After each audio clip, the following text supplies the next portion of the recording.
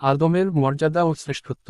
আশরাফুল মাখলুকাত বা সেরা সৃষ্টি হিসাবে আল্লাহ আদম ও বনু আদমকে সৃষ্টি করেন।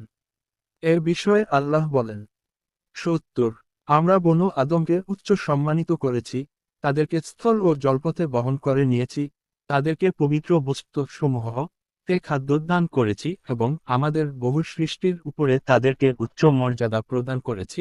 ইসরা আয়াত ১৭ থেকে ৭০। এখানে প্রথমে শব্দ ব্যবহারের মাধ্যমে মানুষকে এমন কিছু বিষয়ে একচ্ছত্র সম্মান দানের কথা বলা হয়েছে, যা অন্য কোন সৃষ্টিকে দেওয়া হয়নি। যেমন জ্ঞান, বিবেক, চিন্তাশক্তি, ভালো মন্দ ও ন্যায় অন্যায়ের পার্থক্যবোধ, স্বাধীন ইচ্ছাশক্তি প্রয়োগের ক্ষমতা ইত্যাদি। অতঃপর শব্দ ব্যবহারের মাধ্যমে অন্যের তুলনায় মানুষকে উচ্চ মর্যাদা দানের কথা বলা হয়েছে।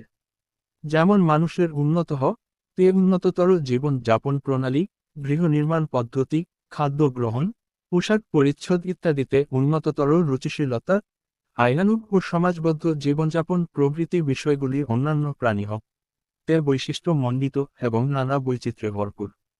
তাতে প্রতিনিয়ত পরিবর্ধন, বিবর্তন ও উন্নয়ন অব্যাহত রয়েছে। অথচ বাবুই পাখির রচনা কিংবা বনে জঙ্গলে বাঘ শৃগালের বসবাস পদ্ধতি লক্ষ বছর ধরে অপরিবর্তিত রয়েছে। না তাতে অতীতে কোন পরিবর্তন এসেছে, না ভবিষ্যতে কোন পরিবর্তন আসার সম্ভাবনা রয়েছে। মানুষ জলে স্থলে অন্তরিক্ষে তে উন্নততর পরিবহনে চলাফেরা ও ব্যবসা বাণিজ্য করছে।